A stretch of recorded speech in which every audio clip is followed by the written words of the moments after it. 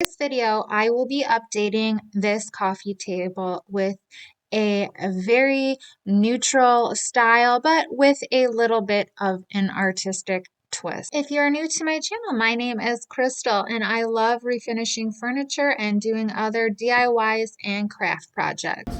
I tightened everything up, but you can just, the quality of this furniture is not great, obviously. So, there's really nothing I can do about it. I could probably shove some wood glue in there and hope for the best, but I'm not going to worry too much about it. I'm just doing a quick flip here, and I tightened up all of the screws with the screwdriver just to kind of help a little bit with that wiggling. I might end up throwing some wood glue in there, but you know, it is what it is.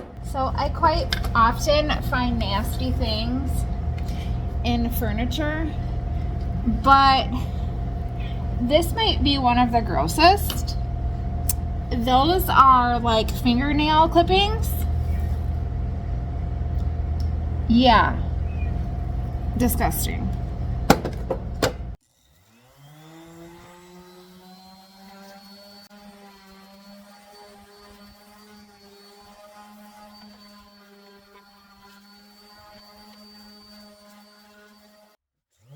And I am still using a 120 grit sandpaper and going in the direction of the wood grain while I'm sanding. So I'm pleasantly surprised to find that this is actually wood. It's not MDF like I thought it was. It's definitely not a quality wood. It's probably something like poplar. I'm not an expert at determining wood species, but that's exciting. I'm happy about it. This is a little bit too yellow for me, so I'm going to do a paint wash on it.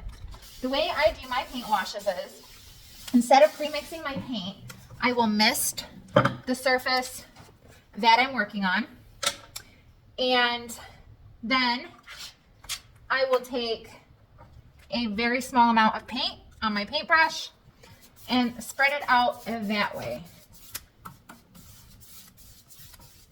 And I will just continue to mist and spread my paint out little bits at a time as I'm working. I'm just trying to tone down this yellow on this piece. And I feel like the paint wash also helps with unevenness. If you have a problem with a surface being too blotchy, see, I'm using the smallest amount of paint on my paintbrush. And the key is to keep it wet and keep that paint moving. Make sure to keep your brush strokes straight. You don't want to curve like that, as you can see. So keep your paint strokes even and going in the same direction as the wood grain. I prefer this method over using a pre-mixed water and paint ratio because I feel like I use a lot less paint this way and I really get the same results. And for some reason, if you are feeling like you want it maybe a little bit more opaque, it's too transparent for you, you can do several coats.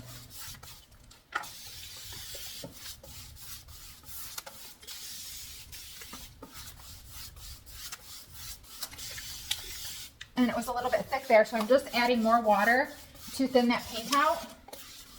And I'm continuing to move that paint back and forth until it's completely spread out on the surface.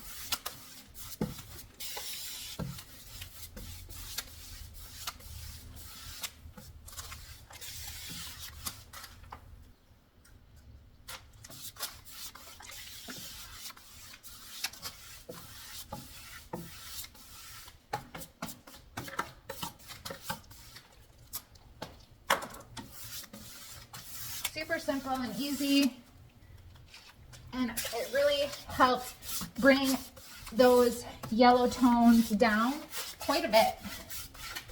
It still looks like natural wood, just like a very light stained wood. Very natural.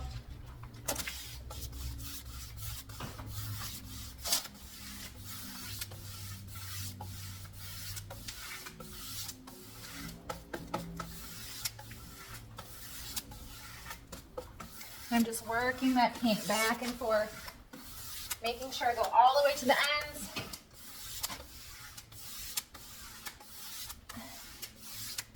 I use just a few taps of paint. Hardly any paint was used to do this. Probably less than 1/4 of a teaspoon, honestly.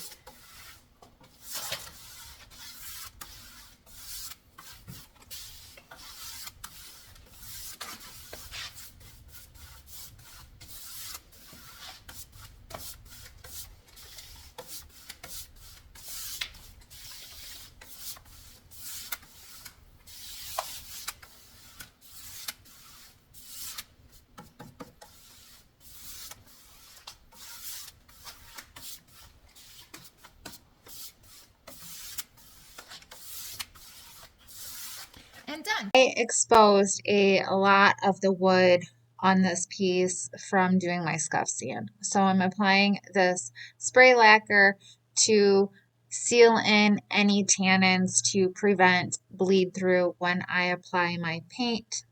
To update the existing knobs, I'm just using this antique gold spray paint and giving them a couple of good coats.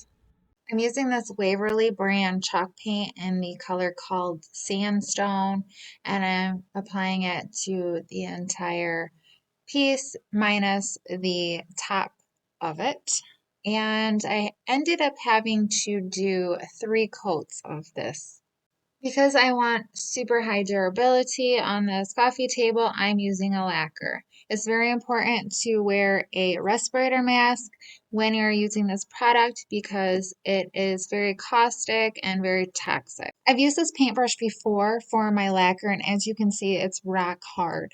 The way I fix this is I add some lacquer thinner to a disposable container, and then I just kind of press and tap my paintbrush around into the lacquer thinner until my bristles soften up.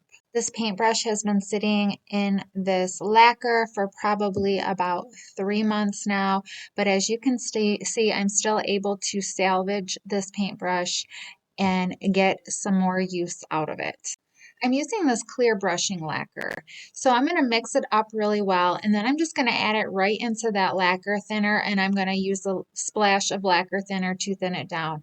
I feel like this really helps give me a really great application, and it helps even out my brush strokes and just makes it so much more easier to apply by thinning it down with this lacquer thinner.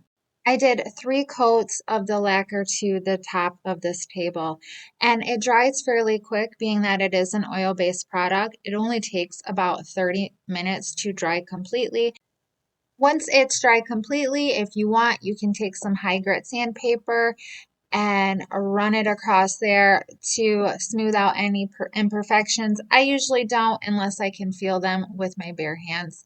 Thinning it down really does help with the lacquer thinner to get a really smooth coat. Second coat of the Waverly paint color called Sandstone. Okay, so here's where it gets a little bit fancy and artistic. I am going to be adding this Redesign by Prima stamp to the drawer fronts. I did a paint wash in the same paint color as I did on the top. The color is called Plaster. The wood on the drawers were a different species, so they're a little bit darker and more splotchy, but that's totally okay. So after I had to put a little bit of effort onto getting the stamp off, I took a piece of sandpaper and lightly scuffed up the surface of the stamp. This just helps it and prep it so that way it's not like slippery and sliding all over the place when you're using it. I just wiped off any excess sanding dust with my sweater I was wearing, but I mean, I would recommend using a cloth or something like that. I am going to use this white glaze for my stamping application. So I'm taking a paintbrush and it comes with this clear plastic sheet. I'm just applying that to the clear plastic sheet, and then I'm going to use my brayer and I'm going to spread it all out on that sheet. And then I'm going to spread it all over onto my stamp until I get it completely covered. So then the next part always makes me a little bit nervous. But the good thing about using glaze is that if you mess up or make a mistake, which I did a few times, you can take some water and a cloth and just wipe it off and start again. So I'm doing my best to line the stamp up and not screw it up.